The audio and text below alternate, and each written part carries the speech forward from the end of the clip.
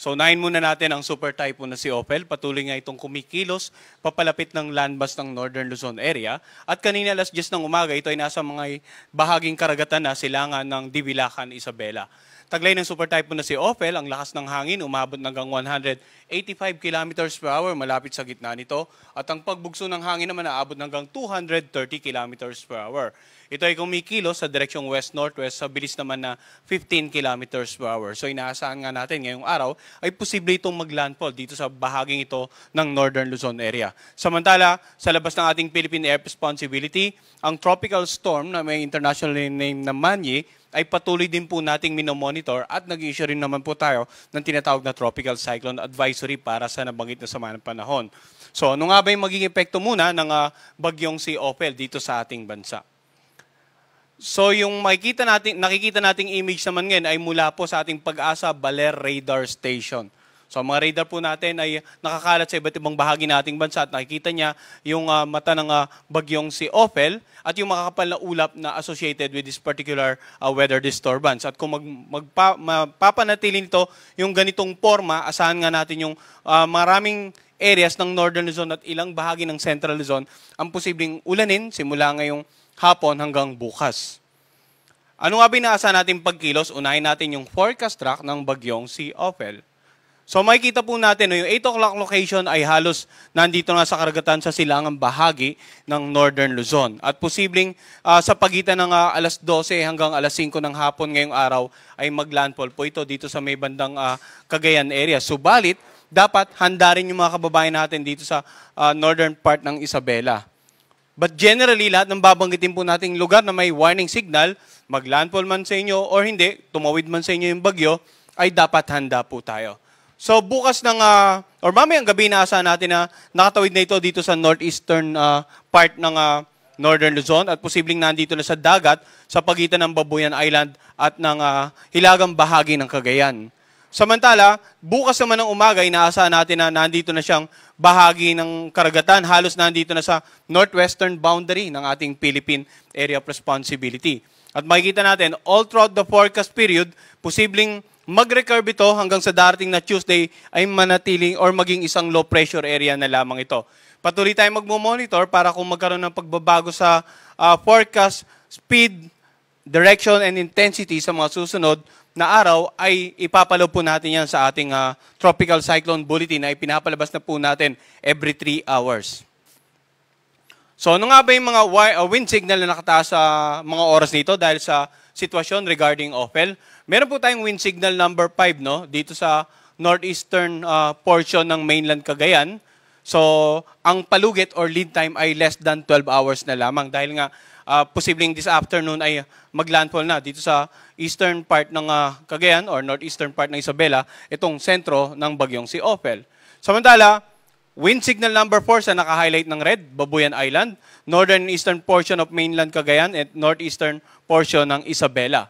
Sa lugar na naka-highlight naman na orange, we have wind signal number 3. Ito po yung Batanes, natitirang bahagi ng Cagayan. Itong northern, central at southern portion ng Isabela, northern portion ng Apayao, northern portion ng Ilocos Norte. Para po sa kumpletong listahan ng mga munisipalidad na nakapalaw po, for example, dito sa northern, central, and southeastern portion ng Isabela, mangyari rin lamang pong tingnan yung ating official document na naka-upload po sa ating official website, bagong.pagasa.dost.gov.ph. May PDF file po doon na pwede lang i-download at nakalista po doon yung kompletong list ng mga munisipalidad dito sa mga nababanggit nating bahagi na may mga warning signal.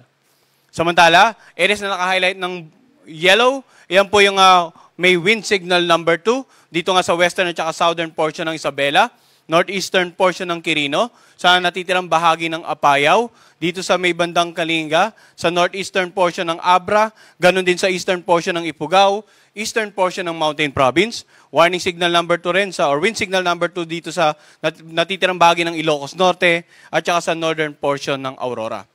Wind signal number 1 naman, naka-highlight ng light blue sa natitirang bahagi ng Isabela, natitirang bahagi ng Quirino, sa Nueva Vizcaya, sa natitirang bahagi ng Mountain Province, natitirang bahagi ng Ifugao at Abra, sa northern part ng Benguet, dito rin sa may bandang Ilocos Sur, sa northern portion ng La Union, sa northern at saka central portion ng Aurora. Ngayon sa mga kababayan natin na nakatira sa mga lugar na may warning signal number 1, lalong-lalo na dito sa mga lalawigan sa kanlurang bahagi ng Luzon, maaaring hindi nyo pa gaanong nararamdaman yung epekto ng bagyo, no? Dahil medyo may kalayuan pa kayo dun sa makakapal na ulap na dala ng bagyong si Opel. Pero ang lead time po ng wind signal number 1, 36 hours or less. So, posibleng ngayon, makakaranas pa kayo ng generally fair weather or maybe maulap pa lang, wala pa yung matinding pag-ulan or hangin, pero habang lumalapit yung bagyo, simula ngayong hapon, asahan nyo, dahan-dahan pong magmamanifest yung epekto sa mga lalawigan na may warning signal number 1, lalong-lalo na dito sa kanlurang bahagi. So, ang wind signal po ay patungkol sa lakas na hangin na dala ng bagyo. So kapag mas mataas ang wind signal, siguradong mas malalakas ang hangin. Ang hangin ay pwedeng makasira ng mga bahay na gawa sa kahoy, light materials, pwedeng makapagpatumba ng mga poste ng kuryente, even yung mga billboards na hindi po nakatiklop yung mga nakadisplay na materials, and then pwede rin makapagpatumba ng maraming uri ng pananim sa mga lugar na may warning signal number 5, 4, 3, and 2. Samantala sa lugar na may warning signal number 1, yun na naka-highlight ng blue, ay paminsan-minsan pag-ulan at pagbugso ng hangin yung pwedeng maranasan. So basically parang sasabihin natin yung warning signal number 1, parang wala namang gaano epekto, pero dapat maging handa pa rin po tayo, no? Regardless of warning signal, lalong-lalo mga po yung may higher warning signals, paghanda natin yung parating na bagyong si Opel. And by this time, hopefully ilang araw na tayo nagbibigay ng babala, ng anunsyo. Sa mga araw na ito, hopefully, meron na po kayo enough stocks for maybe in the next 2 days or nasa designated evacuation centers na po sila para po maiwasan yung peligro ng paparating bagyo si Opel. Samantala, yung mga pag-ulan naman ang pag-usapan natin, kanina yung lakas ng hangin, no? Pag-ulan. So simula ngayong araw hanggang bukas, ng alas 11 ng umaga ngayon hanggang alas 11 ng umaga bukas, matinding pag-ulan inaasahan dito sa areas na naka-highlight ng pula. Intense to torrential rains, lalawigan ng Cagayan at ng Isabela. Samantala, heavy to intense rains naman dito sa Ilocos Norte, Apayao, Kalinga, Mountain Province, moderate to heavy rains dito sa may bandang Abra, Ifugao at Nueva Vizcaya. So bakit ang concentration ng maraming paulan dito? Dahil nga simula ngayong araw hanggang bukas, yung paglandfall ng bagyo, yung mas malapit sa sentro, tinatayang mas maraming matatanggap na paulan. Pero basta masasaupan ng bagyo, may inaasahan pa rin po tayong paulan sa ilang bahagi ng ating lalawigan. Lalong-lalo na mga nitong nagdaang araw, no, apektado po ng mga previous bagyo itong Northern Luzon area. Dapat po, ngayon handa na po tayo, gaya ng nabanggit ko kanina, designated evacuation centers na nasa higher grounds. And then, yung mga kababayan po natin na nasa low-lying areas, yung mga kababayan natin na malapit sa mga mountainous slopes, kung di man nakapag-evacuate, dapat maging alerto sa mga posibleng pagbaha. Lalong-lalo na rin po yung mga kababayan natin sa mga tabing ilog dahil pwedeng umapaw yung mga water level sa ilog nila, either from ulan na direktang babagsak sa inyong lugar or yung ulan na magmumula sa ibang bayan at yung ilog ay agos patungo sa inyong lugar. So hopefully, nagawa na natin lahat ng preemptive evacuation bago ngayong araw para makasigurado tayong ligtas sa mga potential na impacts ng maraming paulan na dala nga ni Opel. Samantala, simula naman bukas ng tanghali hanggang sa darating na Sabado, mapapansin natin, no? Bagamat walang kulay itong Northern Luzon area, ibig sabihin po niyan, may mga pag-ulan pero hindi na siya pumapatak dito sa minimum na requirement natin or yung minimum amount na tinataya natin pwedeng magdulot ng matinding pinsala. Ganun pa man, dahil nga saturated tong mga lugar ng Northern Luzon, dahil sa previous bagyo at yung tinataya nating bagyong si Opel, ay dapat alerto pa rin. Hindi po agad-agad na babalik yung mga kababayan natin sa kanilang mga tahanan or bahay.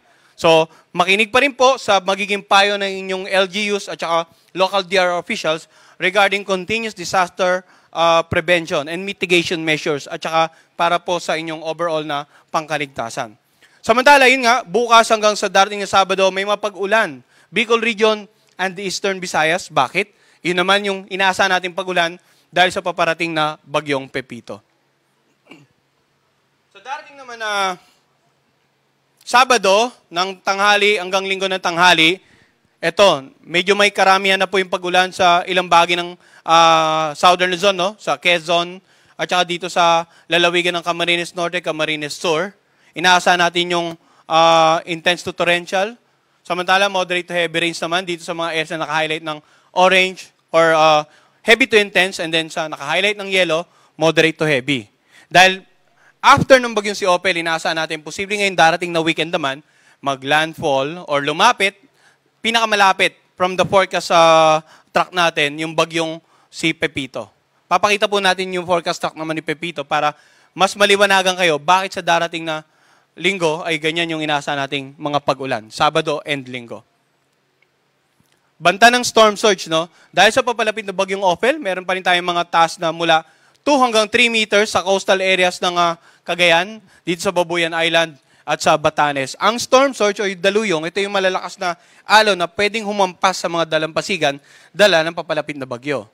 So ilang araw na tayo nagbibigay babala patungkol sa storm surge na dala nitong si Opel. Hopefully sa mga oras nito, nakalikas na po sa higher grounds yung mga kababayan natin nakatira sa coastal areas na secure or naitali na yung kanilang mga sakyang pandagat, mga bangka, para may iwasang matangay ng malalakas sa pag-alon or bumangga sa mga kapwa nilang bangka at masira.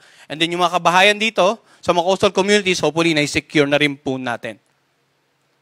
In terms of gale warning naman, aside sa storm surge, may mga malalakas sa pag-alon din tayong inaasahan sa paligid ng Batanes, Cagayan including Babuyan Island, Isabela, Aurora, at sa northern coast nga ng Ilocos Norte. So doon sa mga areas na yan, hindi na po papayagang pumalaot ang anumang uri ng sakyang pandagat. At sa mga darating na araw, posibleng pagkatapos mawala ang gale warning dahil sa bagyong si Opel, na nakalayo na o nakalabas na ng ating PAR, posible naman magsimula naman tayo ng gale warning dito sa eastern section ng Central and Southern Luzon and the Eastern Visayas dahil sa parating na bagyong Pepito. So abangan din po ng mga kababayan natin yung gale warning na ini-issue natin every 12 hours, no? Alas 5 ng umaga at alas 5 ng hapon. Ngayon, ano yung coastal waters na outlook natin? Within 24 hours, yun nga, binanggit natin, rough to very rough sea conditions sa mga lugar na may gale warning. Sa lahat na may mga warning signal, yung mga bahaging karagatan, hindi na po papayagang pumalaot ang anumang uri ng sakyang pandagat. As much as possible, manatili po tayong nasa inyong mga komunidad safely at pumalaot na lamang kapag assured na tayo na totally wala na ang bagyo sa ating lugar at magiging banayad na hanggang sa katamtaman ng pag-aalon ng mga karagatan. But for now, possibly hanggang sa darating na weekend at even Mondays and Tuesday, asahan po natin na talagang inaasa natin yung mga pag-alon sa paligid ng nakararaming bahagi ng Luzon and some parts of Eastern Visayas. So yun po ang update natin sa bagyong si Opel. Samantala, punta naman tayo sa bagyong si Manny na nasa labas pa ng ating air responsibility. No? Kaninang alas 10, ang layo, 1,900 kilometers, silangan ng Eastern Visayas. Tropical storm category po ito. At base sa pinaka-latest tropical cyclone advisory, posibleng ang mamayang gabi pumasok ito ng ating PAR. Pag pumasok ito ng PAR, bibigyan po natin ito ng local name na Pepito.